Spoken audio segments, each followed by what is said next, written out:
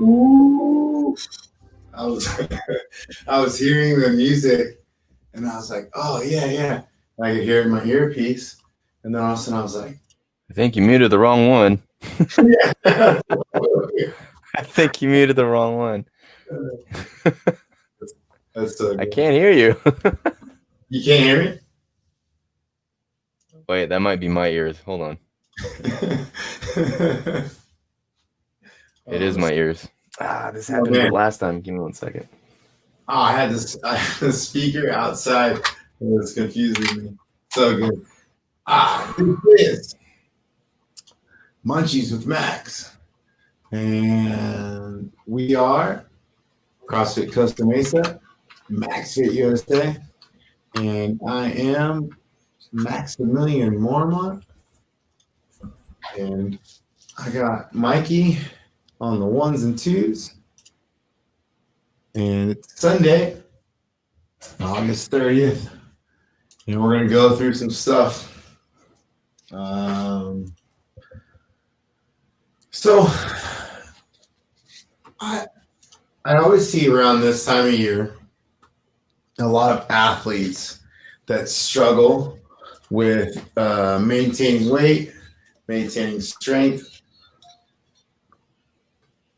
And then really we find that they might consider themselves like a hard gainer. And most hard gainers are not eating enough protein. And when they start to eat enough protein, they actually overeat it. So ensuring that we kind of make sure that we understand how to eat the protein that's needed. One of the first things that we want to recommend is eating somewhere between 0.8 to 1.2 grams per body weight. You've probably heard that before. We also say for desired body weight. So that means like whether you're trying to lose weight or gain weight, you might want to use your desired body weight. Same thing with understanding desired body weight macronutrients and desired body weight caloric intake with energy output. So then getting better at understanding what you're actually putting out and what you're putting in is going to start becoming crucial, right? So if you're looking at 30 to 40 grams per meal, and then you're taking in 3 times a day, 30 to 40 grams, like in snacks or in shakes, you're talking 180 to 240 grams of protein. Not bad. Most of us don't really need to overeat protein, but getting enough in to where you're using it and you might be peeing some out, it's okay. Overdoing it and having your body overwork to digest it, it's a little bit, it will work against you. But most people get really, really scared and they're like, oh, protein's bad for you. It's messing up your liver. It's going to screw up your kidneys, yachts. If you have, or you're predetermined to have issues, yeah, it's going to. But if not, if you do it correctly, it's not going to overwork it and it's going to allow you to get the gains you want. Not to saying that doing a plant-based diet or a vegetarian-based diet isn't going to do the same. But you got to understand you're going to get a little bit different roads to get there. So protein is a very easy road to build lean body mass if you eat it and use it correctly. So going back to that 0.8 to 1.2 grams per pound, if you are weighing 150 pounds, you're taking in 2,000 to 3,000 calories. If you're weighing 200 pounds, you're taking in 3,000 to 4,000 calories. So that's calculating 15 to 20 calories per pound to get your caloric intake. So again, 0.8, 1.2 gives you your proteins. 15 to 20. Some people say 16 to 18. But again, if you start at 15, you start at the low end of the protein, 0.8, and you start gaining, and you're gaining 0.5 to 1.2 pounds per week, you're onto something. But most people think that they need to gain 2, 3, 4 pounds a week. That's just water below, and that's just working against you. So as you're going through this process of trying to develop lean body mass and gain weight, it's better off you think about gaining a half a pound. Shoot, even if you gain a quarter pound, then you gain a pound a month. In 1 year, you're 12 pounds heavier of lean body mass. It's not going to go nowhere. not too shabby. Not too shabby. So looking at that and understanding that it's a slower process of increasing protein. So start at that lower end, 0.8 per body weight or desired body weight, and then increase it to where you're actually using it and developing that lean body mass. Same thing with your caloric intake. Start with 15. If you start realizing you're putting out a lot of energy, increase it to 17, 19, 21, and then until you get to that point where you're gaining a half a pound to a pound. I remember I was training so much at one point that I had to eat above 5,000 calories just to gain 1 pound. So it took a lot of time and effort to get that calculation, but it was worth it. It was worth it. And every time and every new cycle requires that same type of focus. So immediately you get into a new cycle, you got to understand, okay, this new output is requiring about X amount of calories.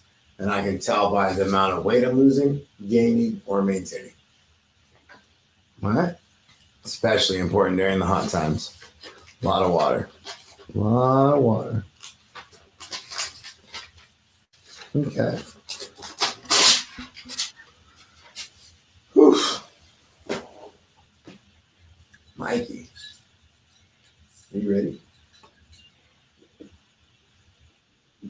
Yeah. I don't know why my earphones got on me all of a sudden. Well, all of a sudden, it just went quiet. All my stuff. What happened? And no tags were going across. I was like, okay, all right, fair enough. I don't blame them. I don't blame them.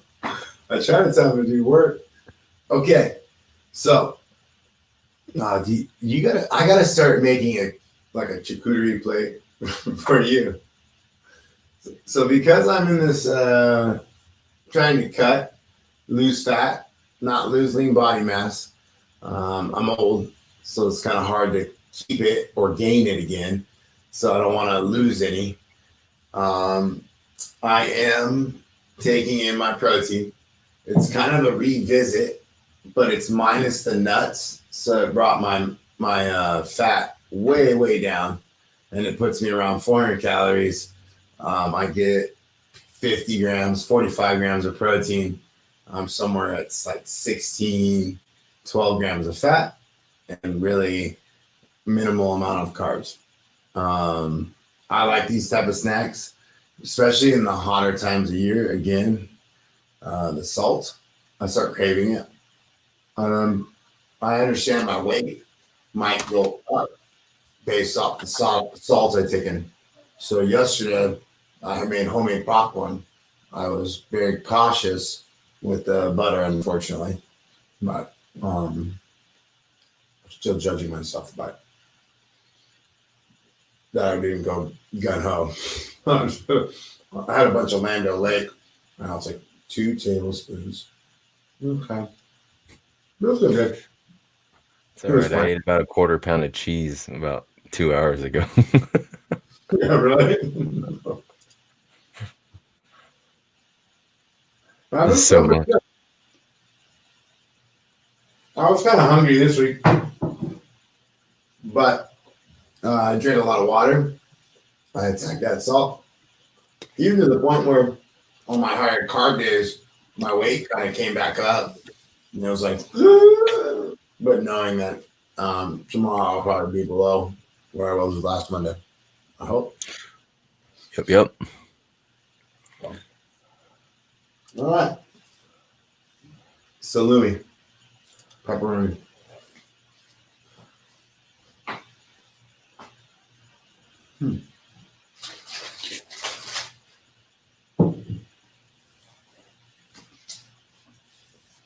This is a good one. I haven't had like a question like this in a while. Ask Coach Max. How long does it take to see results? As long as you want it. No, I say if you're following a pretty good diet and you just started training or you got into kind of a new phase, you might see some aesthetics or you might see some performance change within 30 to 60 days. So 4 to 8 weeks.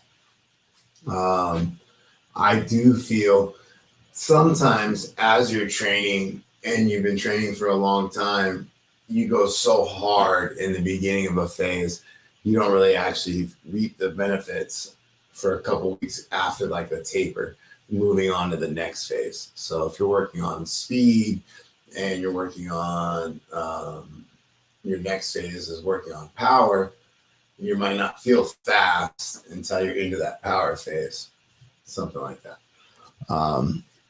So I would tell you 4 to 8 weeks as a beginner and really going into the next cycle as a more advanced athlete. Real aesthetic and performance around 12 to 20 weeks is what I wrote. So at that 4-month mark, which is 16, you actually really start to understand what the program is doing for you. The longer that you're inside of something, the more likely you are to get injured, overtrain, and kind of destimulate your body. But you can really develop a lot of strength by that kind of linear progression or that volume and load over and over for 4 months, 6 months, with only like a few tapers every 4 to 8 weeks. I've always liked 4. Some people like 6. When we went to China, we found that they use 3. And then when I learned that, I never went back. I really liked the 1, 2, 3, and then the 4th week being the taper week instead of the 5th week. That was something that I really, really enjoyed from their program. Then developmentally, you're looking at somewhere around 2 to 4 years. I always tell people, think of yourself like a redshirt freshman. You come in, you're trying to learn something. Then you got your freshman year, you got your sophomore year. So that's already 3 years. Now you're a junior. Now you're expected to start really kind of producing, doing something, performing. And then at your 4th, 5th year, you're kind of a senior and you're looking to really maximize your potential. And then from there, you're looking at career or full development of mastery of a sport or of a movement or something. That's going to take you maybe 8, 12, 20 years. So then time becomes the issue. If it's something like jiu-jitsu or swimming, or not like competitive swimming, but like long distance swimming, I think you can get away with that a little bit longer than you can with like sprinting or weightlifting. Even though there's masters and everything, but I think at a younger competitive age, there's a lot more sports out there that benefit some of the older athletes versus the younger athletes benefit other sports. So when do you get into it? How do you take the sport? And then how did you have other sports that helped develop the sport that you got into?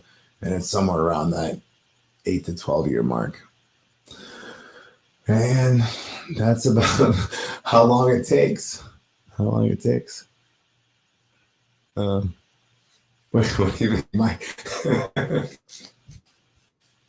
When I answered that question, I thought it was funny because I'm like, I'm sure she's just asking about the next like 6 months. And you gave her the next decade. Okay. I mean, technically, if I were to put it in perspective for me, I'm on my 8th year with you, and I'm just starting to find the stride. Yeah. I'm just starting to understand stuff. Yeah. There's some members that are probably going to listen to this later. They're going to be like, I'm only in my first 3 months.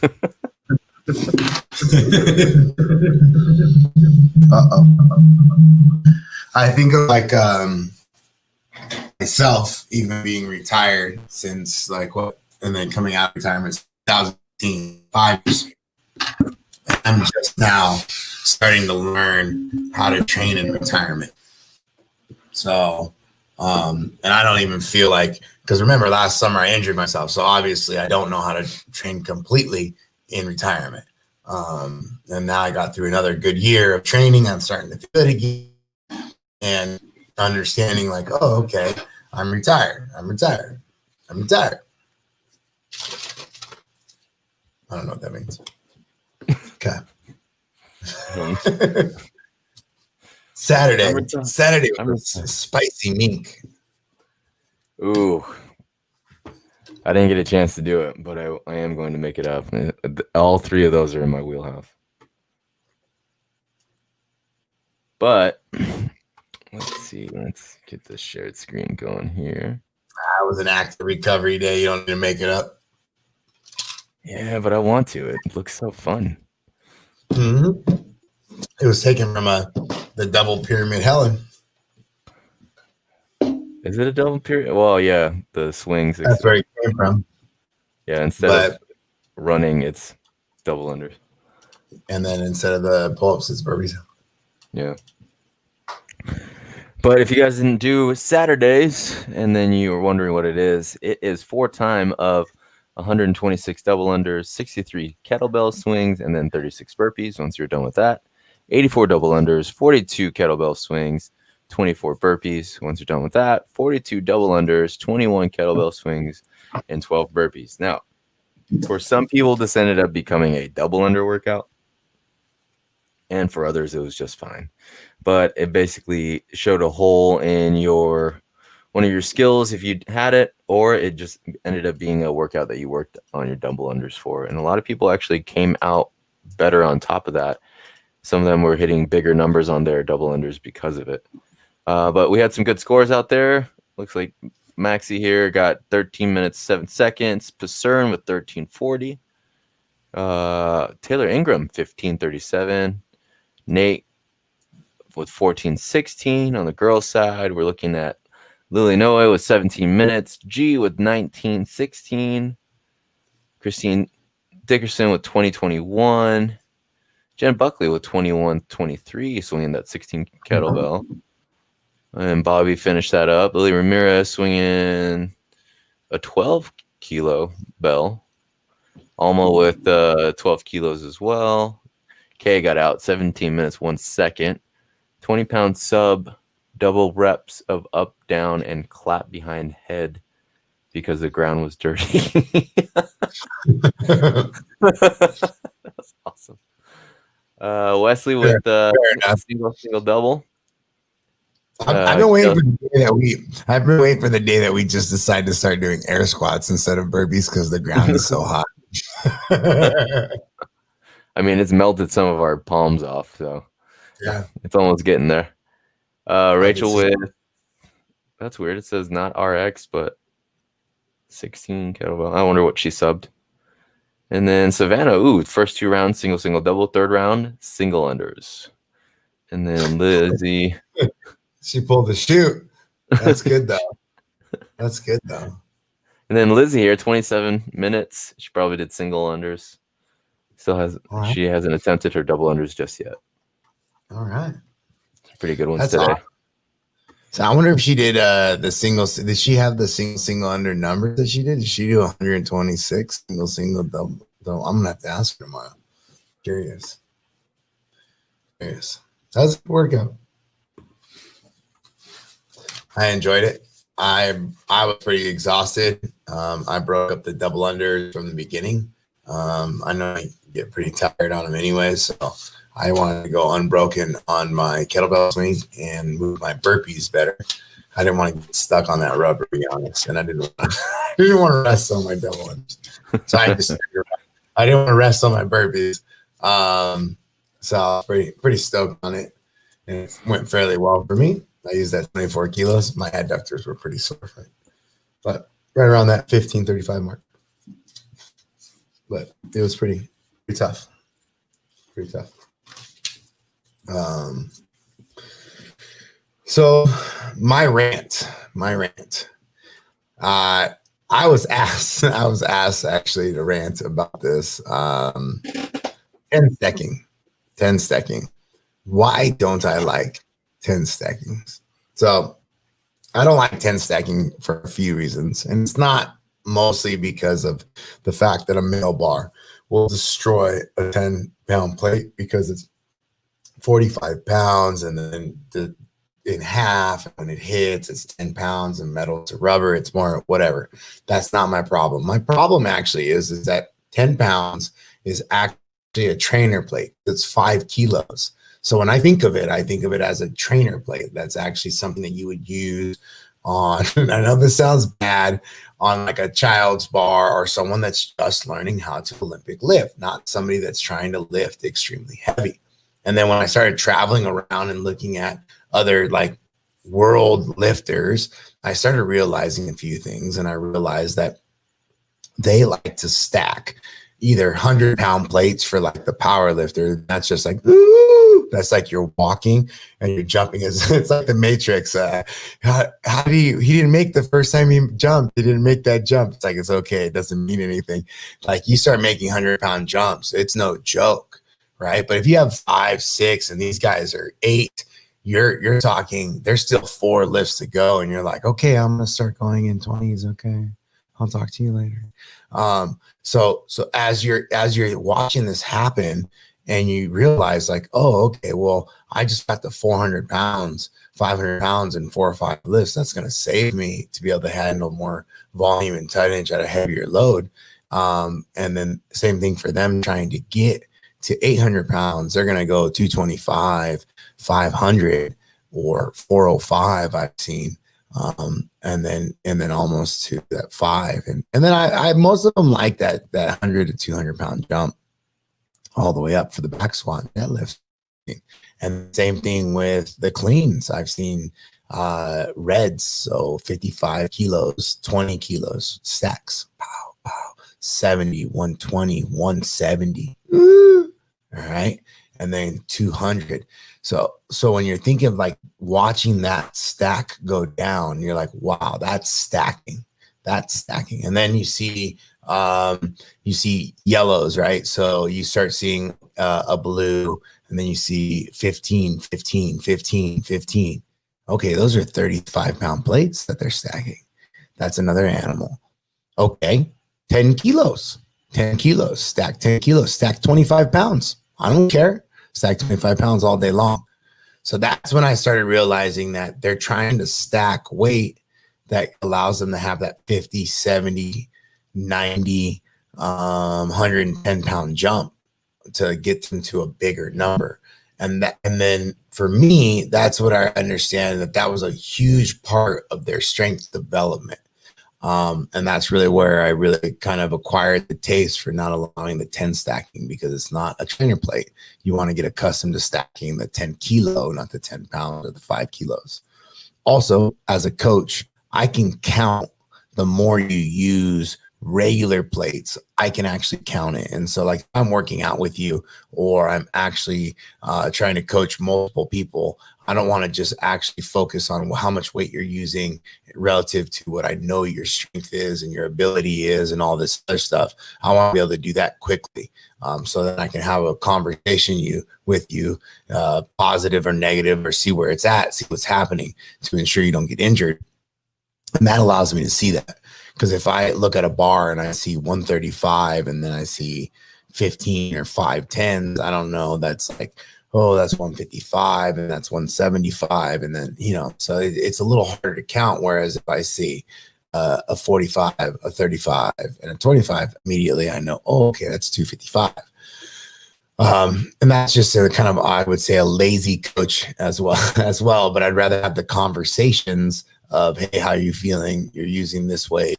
I don't remember this being your like 80% of your 1 rep max. This seems to be heavier. And then we get this kind of thing going as well. Or, hey, that seems too light. I think we should use. And then I only have X amount of 10-pound plates in my gym. So if you use 10 of them, that's it. Whereas you could just probably use 255s. All right. That was way longer than I thought it was going to be.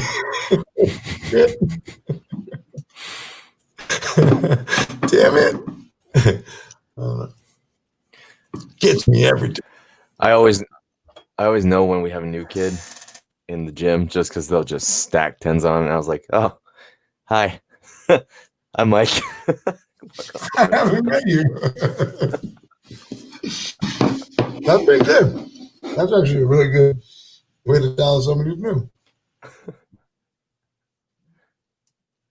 But yeah, seriously, five of them on each side certainly takes up a whole rack. I can roll that out to 5 individuals if you use 10. You know what I mean?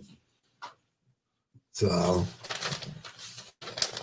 I mean, rubber 10s are a commodity or a rarity right now. You can't lose those things. You can't lose those things. Yeah, they're hot everywhere. They're hot everywhere. Okay.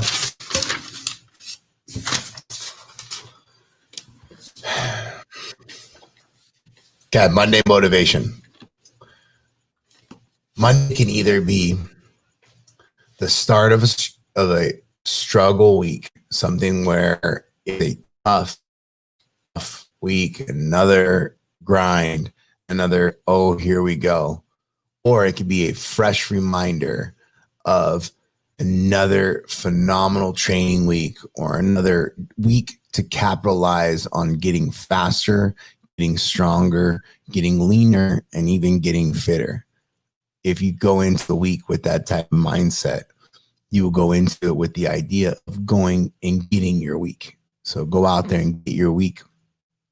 And I always get fired up about Mondays because to me, rule number 1 in working out, whether I was bodybuilding, whether I was being an athlete, whatever it was, rule number 1, Monday was always a workout day. You never wanted to skip Mondays. I mean, you never wanted to skip Monday. You skip Monday, you might as well skip the week. No. But I mean, that's kind of how I look at that. It is definitely one of the most important parts of the training week. Never skip a Monday. It's like skipping a leg day. Easy peasy. Thank you, Mikey. Oh, we're gonna get some early sleep tonight. I mean, I still got to cut this off. So, oh, here we go. Download. You always make me feel bad with that. And then all of a sudden, I'm like, how long does it take you to download? It's like, oh, it's like 5 minutes. Whereas I uploaded this 22-minute video, and it was like still uploading while we were talking. It's like 40 minutes deep. Ooh, guys, we didn't talk about the workout, but get ready for tomorrow. Oh yeah. I think did I post it already? Yeah, you already posted it. But they were always looking for the WOD talk. Okay. Just let you guys swim for a second right now. Okay. Okay.